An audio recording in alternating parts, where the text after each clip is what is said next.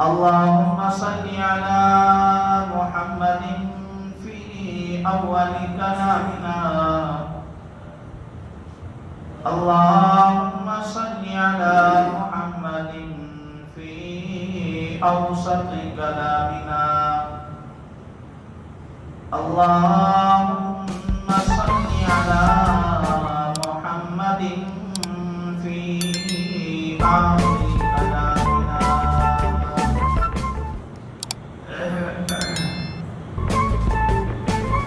انتہائی واجب الاحترام قابل صد احترام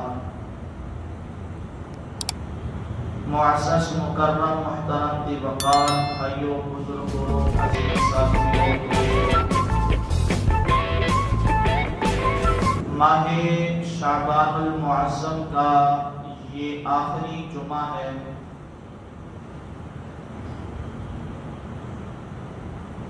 ایک دو دن کے بعد آنے والا مہینہ بڑی ہی برکتوں، عزتوں، عظمتوں، رفتوں اور بلندیوں والا مہینہ ہے.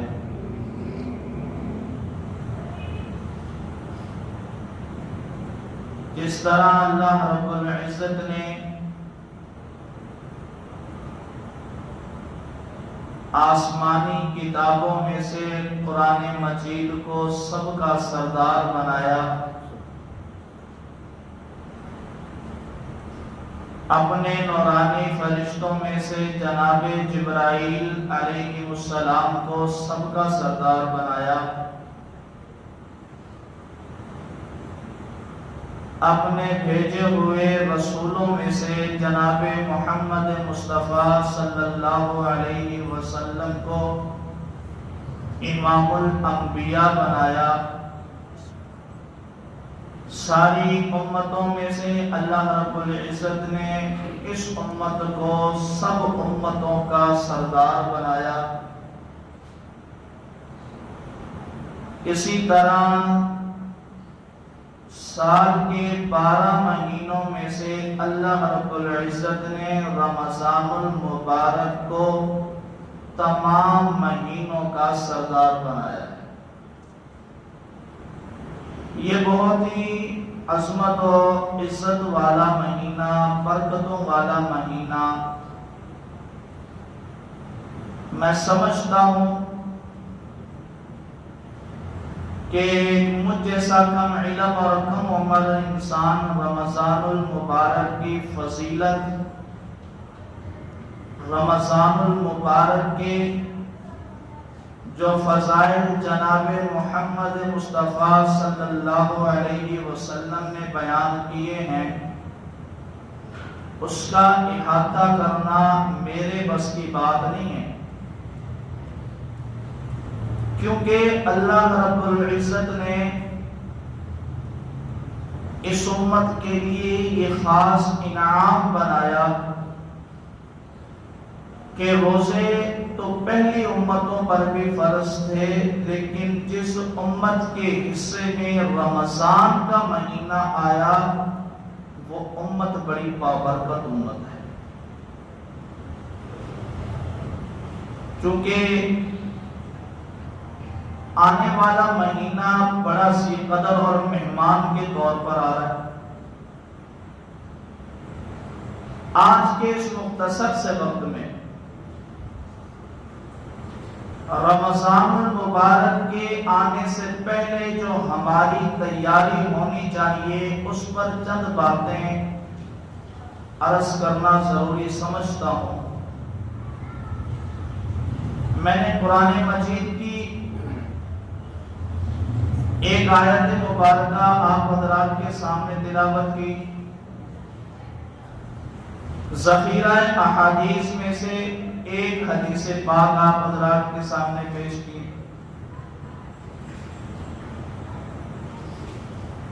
رمضان المبارک کے مہینے سے پہلے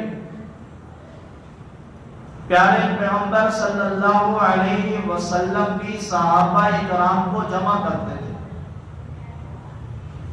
جناب سلمان فارسی رضی اللہ تعالی عنہ صحابی رسول ہیں. ایک روایت نقل کرتے ہیں جو بہت زیادہ طویل اور لمبی روایت ہے۔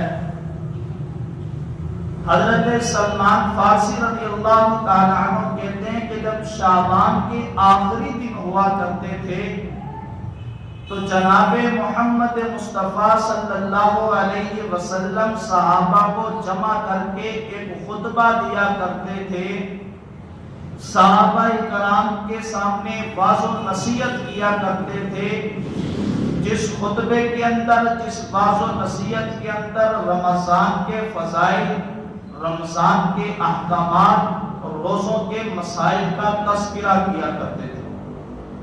چونکہ آج جمعہ اور یہ رمضان کا یوں کہ شروع ہونے سے 2 دن پہلے یہ جمعہ اللہ نے نصیب کیا ہے، تو میں سمجھتا ہوں اس نیت سے بیٹھے کہ ہم بھی پیارے پیغمبر صلی اللہ علیہ وسلم کی اس سنت پر بھی عمل ہو جائے کہ جب اللہ کے نبی شعبان کے آخر میں صحابہ کرام کے سامنے خطبہ دیا کرتے تھے، اور وہ روایت بھی حضرت سلمان فارسی رضی اللہ تعالیٰ عنہ نے نقل کی ہے کہ جناب محمد مصطفیٰ صلی اللہ علیہ وسلم فرمایا کرتے تھے کہ ایک عظیم برکتوں والا مہینہ تمہارے اوپر سایہ بن کر کے آ رہا ہے۔ قد اولکم شہر عظیم کے الفاظ حدیث میں آئے ہیں۔ رسول خدا صلی اللہ علیہ وسلم نے رمضان کے مہینے کو عظیم مہینہ قرار دیا، عظمتوں والا مہینہ قرار دیا، برکتوں والا مہینہ قرار دیا، عزت و شان اور رفتوں والا مہینہ قرار دیا۔ آپ ذرا غور کریں، قرآن مجید کے اندر اللہ رب العزت نے لفظ عظیم کو کہاں کہاں استعمال کیا؟ رسول خدا صلی اللہ علیہ وسلم نے لفظ عظیم رمضان کے مہینے کی صفت بیان کی ہے کہ شہر عظیم، کہ عظمتوں والا مہینہ آ رہا ہے۔ آپ آئیں قرآن کے اندر دیکھیں، اللہ رب العزت نے جہاں اپنی ذات کی بات کی وہاں فرمایا وَهُوَ الْعَلِيُّ الْعَظِيمُ، وہ ایسی ذات ہے جو عظمتوں والی ذات ہے۔ اللہ رب العزت نے جہاں قرآن کی بات، اپنے رسول کی بات کی، فرمایا إِنَّكَ لَعَلَىٰ خُلُقٍ عَظِيمٍ، کہ تمہارا پیغمبر ایسا عظیم پیغمبر ہے جس کی اخلاق اتنے باکمال اور اچھے ہیں۔ اللہ رب العزت نے جب اس امت کی بات کی تو فرمایا فَقَدْ فَازَ فَوْزًا عَظِيمًا، اللہ نے اس امت کا تذکرہ کیا تو سردار کی حیثیت سے، اللہ نے رسول کا تذکرہ کیا تو اپنے سردار کی حیثیت سے، اللہ نے اپنی ذات کا تذکرہ کیا تو بھی سب ذاتوں سے بلند ہونے کی حیثیت سے، اور رسول نے رمضان کا تذکرہ کیا تو سارے مہینوں کے سردار ہونے کی حیثیت سے۔ سبحان اللہ۔ رسول خدا صلی اللہ علیہ وسلم نے فرمایا شہر عظیم، اور فرمایا کہ یہ برکت والا مہینہ ہے، اور فرمایا یہ رحمت والا مہینہ ہے۔ تو رسول خدا صلی اللہ علیہ وسلم صحابہ کرام کو جمع کرتے اور رمضان کے متعلق ان سے ہم کلام ہوا کرتے تھے۔ رمضان کی وہ برکتیں ہیں، رمضان المبارک کی وہ عزتیں اور عظمتیں ہیں۔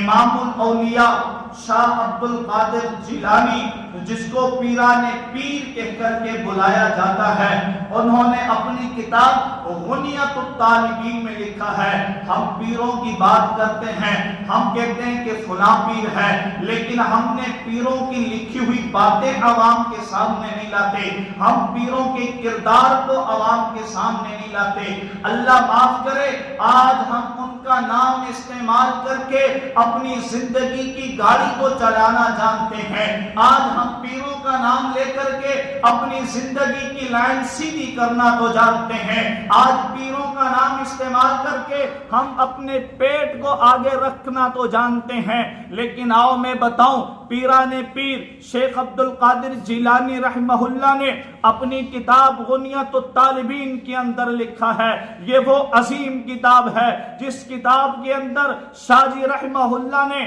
بہت سارے مواد کو جمع کیا.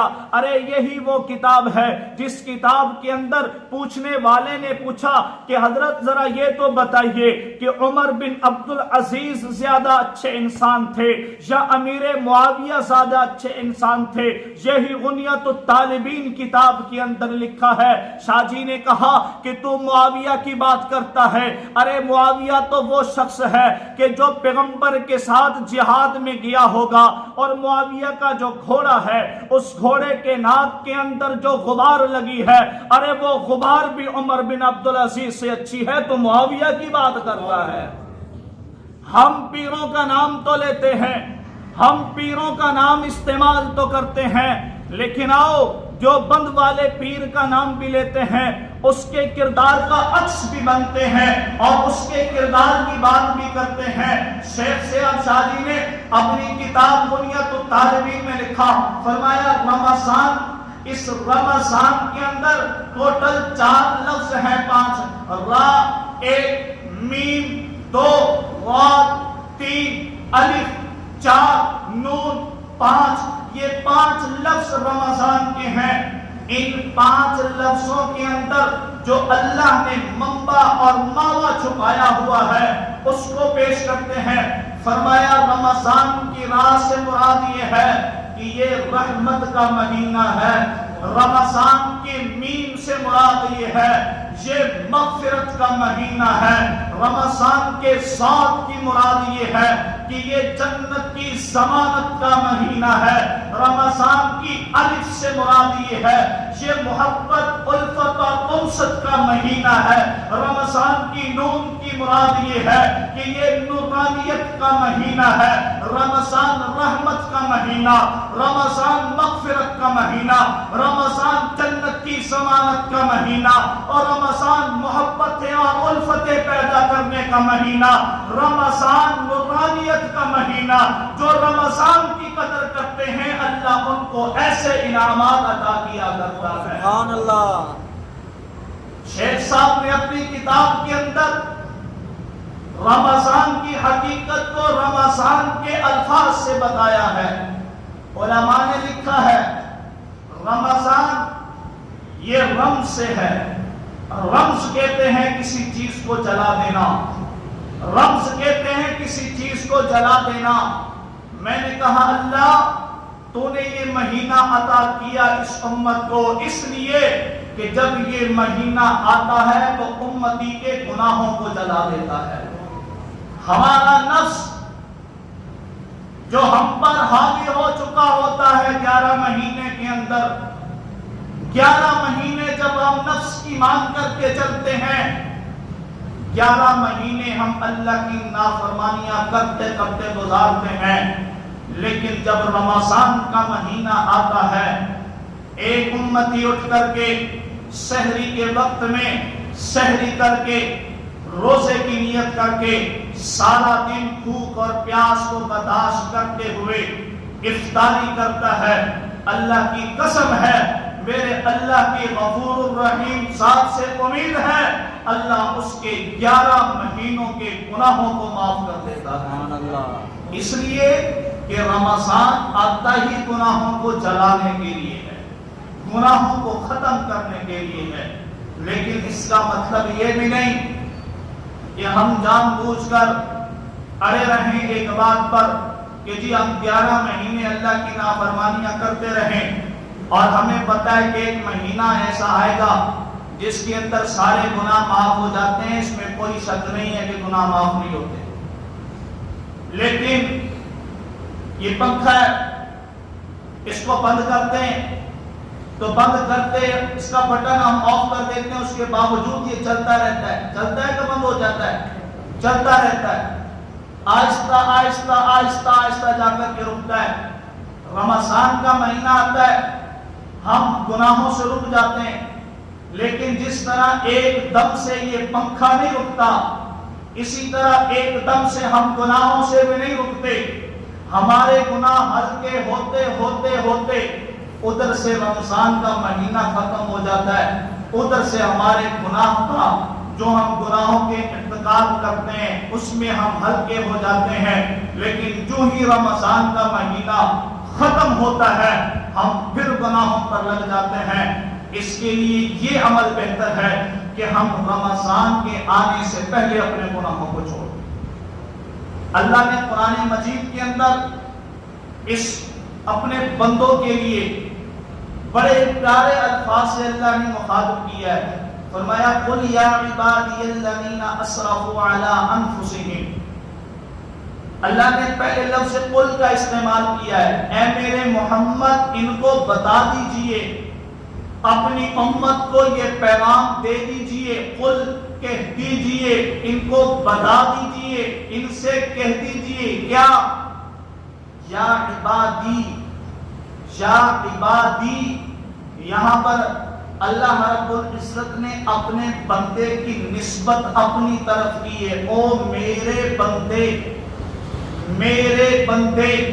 اب جس کو اللہ اپنا بندہ کہہ کر بلا رہے ہیں، قل یا عبادی، اے میرے بندے، الذین اسرفوا علی انفسہم، میرے بندوں میں سے وہ لوگ جنہوں نے اپنے اوپر اسراف کیا ہے، جو گناہوں کی دلدل میں پھنس چکے ہیں، جن کی زندگیاں گناہوں میں گزر چکی ہیں، جن کے بال گناہ کرتے کرتے سفید ہو گئے ہیں، جن کے ہاتھ کانپ رہے ہیں، گناہ کرتے کرتے ہاتھ کانپنے تک مجبور ہو گئے، آج چلنے کے لیے لاٹھی کا سہارا لینا پڑ رہا ہے، آج سیدھا کروٹ سیدھا چارپائی پہ لیٹنا بھی مشکل ہو گیا، آج گناہوں کی بوجھ نے ہماری کمر کو جھکا دیا، آج ہماری زندگیاں اللہ کی نافرمانی کرتے کرتے گزر گئی، آج ہماری 60 70 80 سالہ زندگی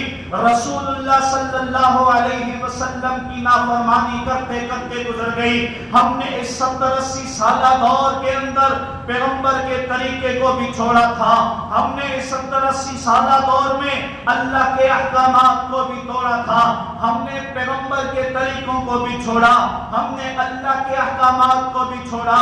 اللہ پھر بھی کہہ رہا ہے قل یا عبادی الذین اسرفوا علی انفسہم، وہ میرے بندے جنہوں نے اپنے اوپر اسراف کر رکھا ہے، جنہوں نے اپنے اوپر گناہوں کا بوجھ لادا ہوا ہے، اب وہ اس بات سے مایوس ہوتے ہیں کہ شاید ہماری بخشش ہوگی یا نہیں، شاید ہمیں معافی ملے گی یا نہیں، شاید کہ ہماری توبہ قبول ہوگی یا نہیں۔ اللہ نے قرآن میں ایک راستہ دے دیا ہے، فرمایا الذین اسرفوا علی انفسہم لا تقنطوا من رحمت اللہ، لا تقنطوا من رحمت اللہ، تمہارے گناہ زمین و آسمان کے خلا کو بھر گئے ہیں، تمہارے گناہوں کا بوجھ تم سے برداشت نہیں ہوتا، لیکن کبھی میری رحمت سے نا امید نہ ہونا، لا تقنطوا من رحمت اللہ، میری رحمت سے نا امید نہ ہونا، ان اللہ یغفر الذنوب جميعا، تم گناہوں کو لے کر کے میرے دروازے پر تو آؤ، سارے گناہوں کو معاف کرنا میں اللہ کا کام ہے۔ سبحان اللہ۔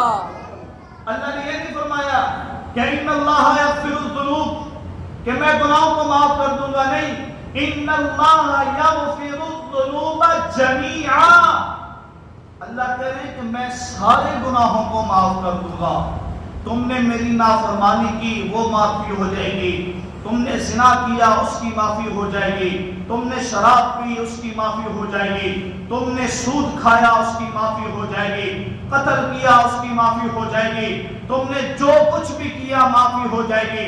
ہاں، جس کا حق کھایا ہے، اگر استطاعت ہے، حق دینا چاہتے ہو اور قدرت بھی ہے، تو جس کا کھایا ہے اس کا حق واپس کر کے آؤ تو صحیح میرے دروازے پر، ان اللہ یغفر الذنوب جميعا، میں سارے گناہوں کو معاف کر دوں گا۔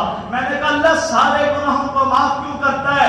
اس نے تو ساری زندگی تیری نافرمانیاں کی ہیں، اس نے تو ساری زندگی تیرے حکموں کو ٹالا ہے، اس نے تو تیرے پیغمبر کے طریقوں کو چھوڑا ہے، اللہ تو سارے گناہوں کو معاف کرنے لگا ہے۔ اللہ نے فرمایا تو پڑھ تو صحیح کہ ان اللہ یغفر الذنوب جميعا، میں سارے گناہوں کو معاف اس لیے کرتا ہوں کہ انہ هو الغفور الرحیم، میری ذات ہی ایسی ہے کہ میں سب کو معاف کر دیا کرتا ہوں، میری رحمت ایسی ہے، میرے جوش پر میرے جلال پر میری رحمت غالب آ جاتی ہے۔